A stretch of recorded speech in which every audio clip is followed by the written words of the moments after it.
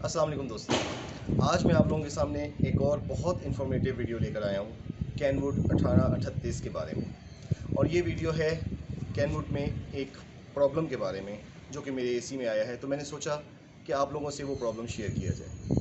लेकिन इस सबसे पहले अगर आप लोगों ने मेरे चैनल को सब्सक्राइब नहीं किया तो चैनल को सब्सक्राइब करें, बेल आइकॉन पर क्लिक कर दें ताकि आने वाली वीडियोज़ आप तक सही से पहुँचती रहें। तो ये जो फॉल्ट आया है मेरे एसी में, ये तकरीबन 1 साल के दौरान डिटेक्ट हुआ है बहुत आराम से।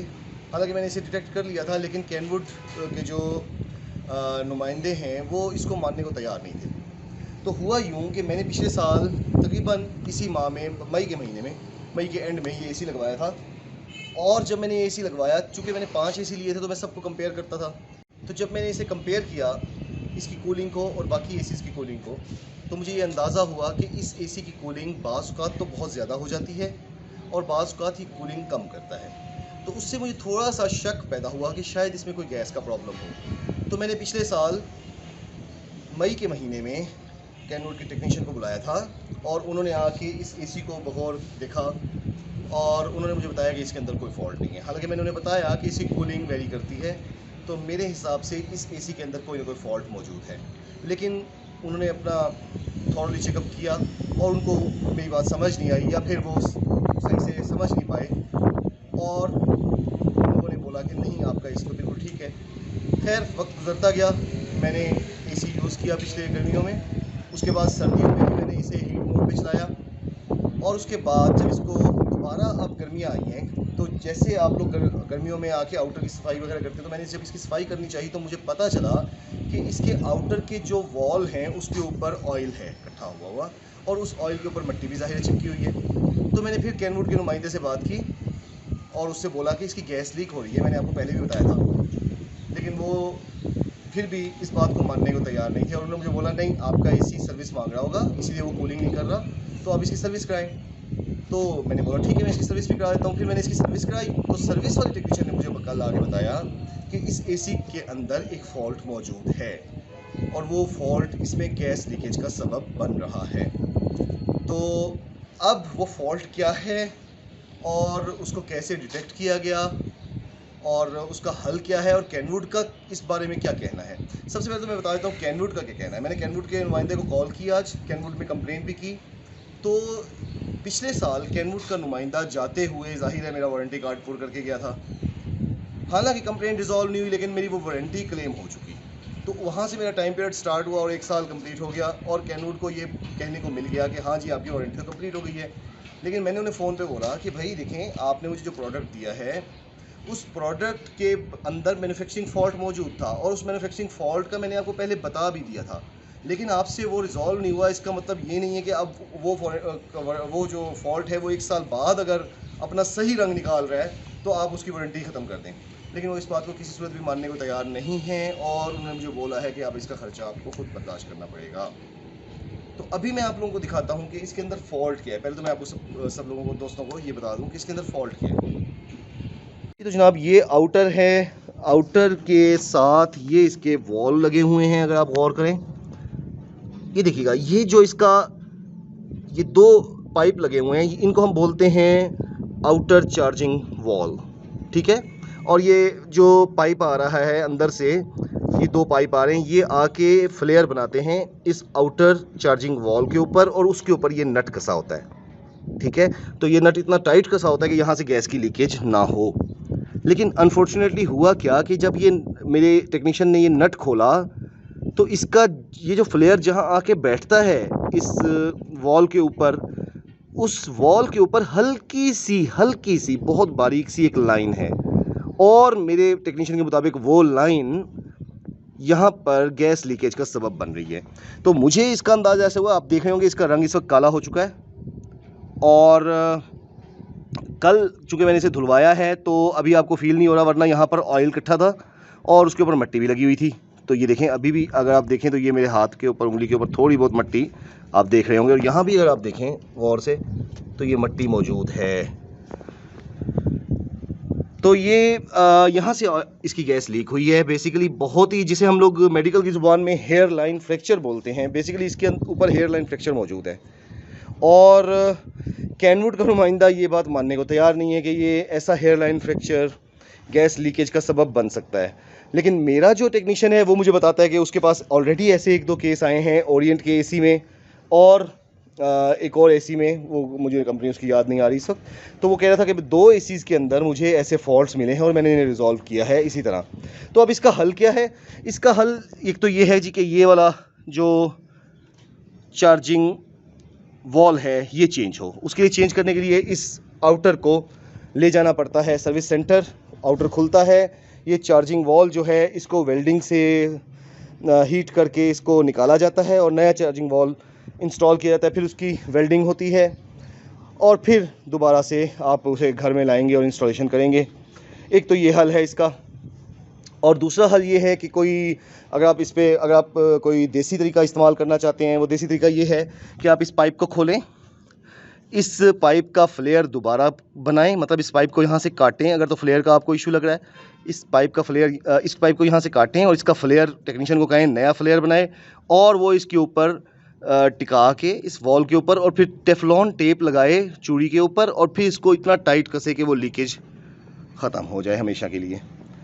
तो अभी मेरे टेक्नीशियन थोड़ी देर में आएंगे और मैंने अभी यही सोचा है कि इस एसी को मैं अभी सर्विस सेंटर में देने के हक़ में नहीं हूँ, क्योंकि वहाँ पर ज़ाहिर है गैस के चार्जेस भी मुझे खुद अब बर्दाश्त करने पड़ेंगे जो कि 4,500 रुपये हैं।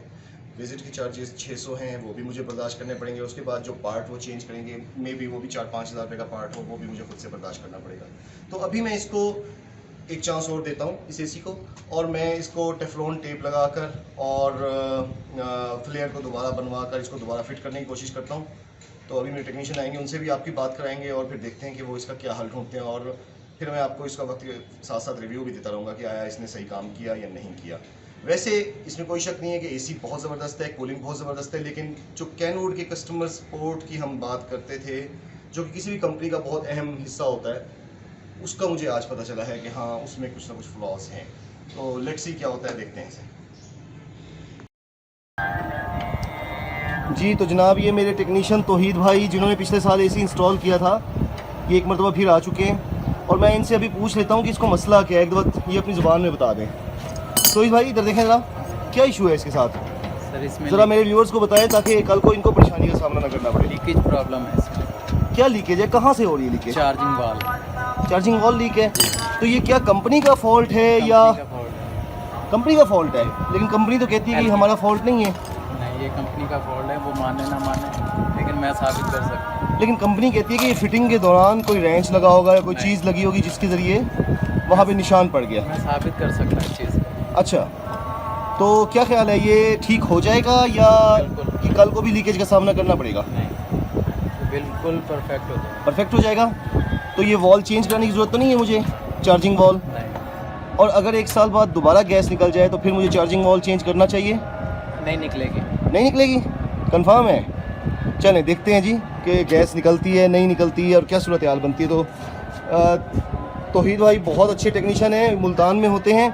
और तौहीद भाई आप ज़रा इधर देख के अपना फ़ोन नंबर मेरे व्यूअर्स को बता दें ताकि अगर कोई आपसे रब्ता करना चाहे मुल्तान में एसी इंस्टॉलेशन या एसी रिपेयर के हवाले से या एसी सर्विस के हवाले से, और ये भी बता दें आप कौन कौन से काम करते हैं। प्लीज़ इधर देखें। सिर्फ मेरा फ्रिज एसी का काम है और इसके अलावा कोई काम नहीं। अच्छा, फ्रिज एसी का काम है आपका? एसी का हर किस्म का काम, हर किसी रिपेयर, इंस्टॉलेशन, सर्विस, सब चीज़? हर चीज़। तो आप अपना फ़ोन नंबर बताएं। 0302 7371 007।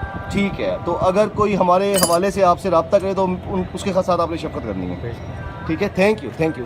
तो जनाब ये काम शुरू हो चुका है और अभी मैं आपको दिखाता हूँ। ये गैस रिस्टोर कर रहे हैं सबसे पहले, उसके इसे बंद करना है। चलें मैं बंद कर दूँ। चलें जी, इंशाल्लाह फिर आपको बाद में आपसे रब्ता करते हैं, दिखाते हैं आपको। और इसका फॉल्ट ये देखें जी, ये फ्लेयरिंग टूल है, इसके ज़रिए ये देखें ये फॉल्ट आपको दिखा रहे हैं। ये कंपनी का फॉल्ट है। ये देखें, ये कंपनी का फॉल्ट है, हल्की सी लाइन है इस पे, यहाँ से गैस ये नज़र आ रहा है। ये देखें, ये हेयर आपको नज़र आ रहा है। इस हेयर के ज़रिए गैस लीक हो रही है हमारी इतला के मुताबिक और हमारे तजर्बे के मुताबिक, तौहीद भाई के तजर्बे के मुताबिक। वो ये कह रहे हैं कि इस जो लकीर है इससे गैस लीकेज हो रही है। और ये देखिए इन्होंने फ्लेयर को अलहदा कर दिया और फ्लेयर की उसकी फ्लेयर की क्या सूरत हाल है? फ्लेयर चेंज करना चाहिए? बिल्कुल ठीक पड़ा है, बिल्कुल ठीक है। चलें, फ्लेयर बिल्कुल ठीक है और वॉल के ऊपर हल्की सी लकीर है जहाँ से गैस लीकेज हो रही है। तो अभी क्या इसका करना है हमने? इस पे वो लगाएंगे, पहले सोल्यूशन लगाते हैं जी। चलें, अब हमारे पास इपॉक्सी है। इपॉक्सी एक बहुत ज़बरदस्त मैजिक है जो कि किसी भी जगह पे आप लगा लें तो वो जॉइंट को बहुत ही ज़बरदस्त किस्म का कैप्चर कर लेती। तो हम इसे लगा रहे हैं, कल को ये उतरे ना उतरे ये तो एक और बात है, लेकिन फ़िलहाल हम लगा रहे हैं इस पर।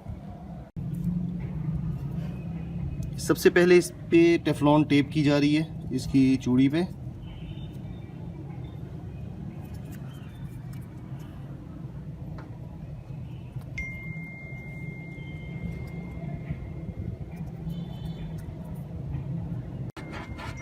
ये जी हमने इपॉक्सी जो है वो तैयार की है। 2 सॉल्यूशन होते हैं, उन दोनों को मिलाना पड़ता है तो ये इपॉक्सी तैयार होती है। अब ये हम हल्की सी वहाँ लगाएंगे उसी पॉइंट के ऊपर ताकि वहाँ से लीकेज रुक जाए।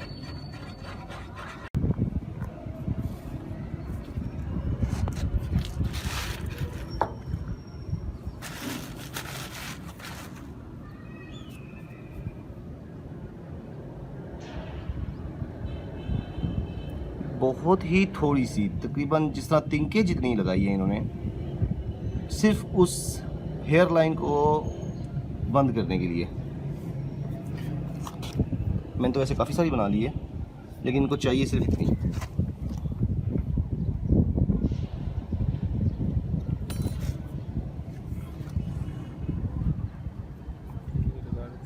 सही सूखने में बड़ा टाइम लेगी। थोड़ा सा लगाते हैं ना।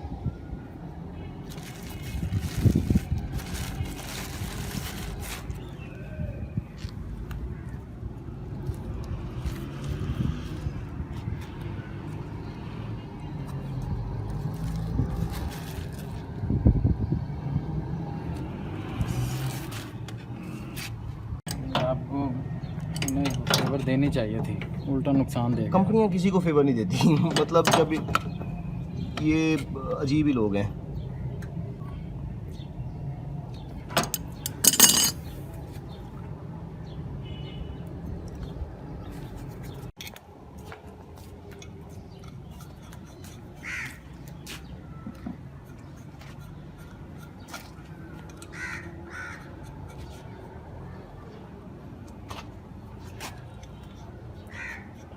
कितना प्रेशर होना चाहिए?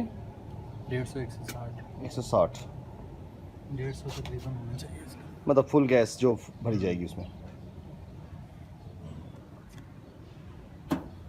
और 150 प्रेशर, जितना प्रेशर टाइट होगा मतलब लेवल के करीब होगा उतना कूलिंग ज़्यादा बेहतर होगी, है ना? अगर हम 140 कर दें तो कूलिंग पे असर पड़ेगा। सही।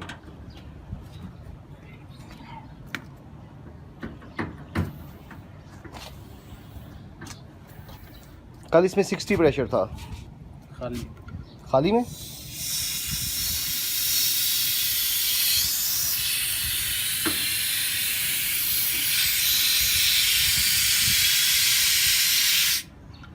ये क्या हो रहा था? ये एयर नहीं निकाली। एयर निकाली है हमने? अच्छा, पाइप्स में जो खड़ी है।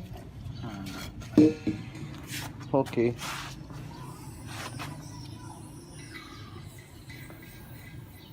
ये जी यूएसए की गैस है और ये सबसे अच्छी गैस है जो कि इस चीज़ में यूज़ होती है।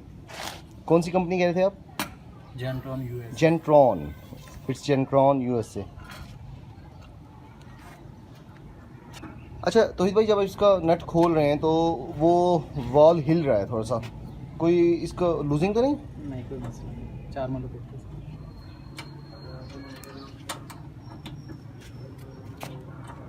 दे सरफ। ये वाले नट में कह रहा था, लूज है ना?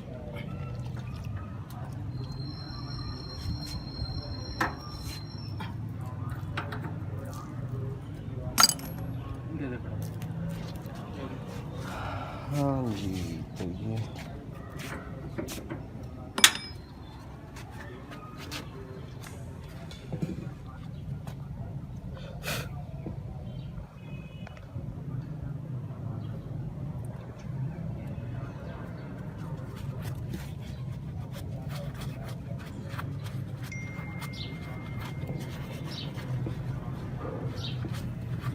ये हम इसे साफ़ कर रहे हैं, जो पिछला ऑयल था उसको साफ़ कर रहे हैं ताकि अगर नेक्स्ट इसमें से लीकेज हो, ऑयल निकले तो हमें उसका अंदाज़ा हो जाए, फ़ौरन नज़र आ जाए और हम फिर इसको वहीं कैप्चर कर दें।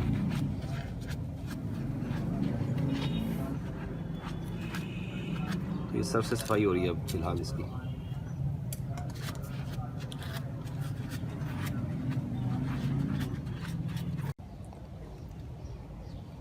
जी अब ये टाइट कर दिया है और ये गैस चार्जिंग के लिए एसी को चला दिया गया है। अभी तक इसका आउटर नहीं चला। तो गैस का प्रेशर तकरीबन 150 तक करना है हम लोगों ने, 150 से 160 के दरमियान, डिपेंड्स।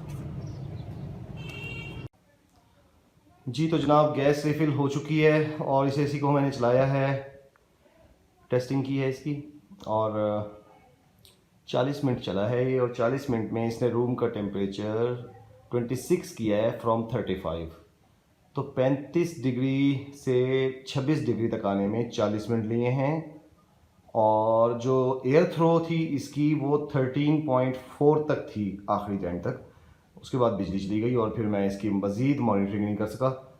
गैस का प्रेशर तकरीबन 150 से ऊपर 155 तक रखा गया है, और लेट्स सी कि अभी कैसा परफॉर्म करता है। तकरीबन 3-4 घंटे ही चलेगा, तो गैस को एडजस्ट होने में थोड़ा सा टाइम लेगी गैस।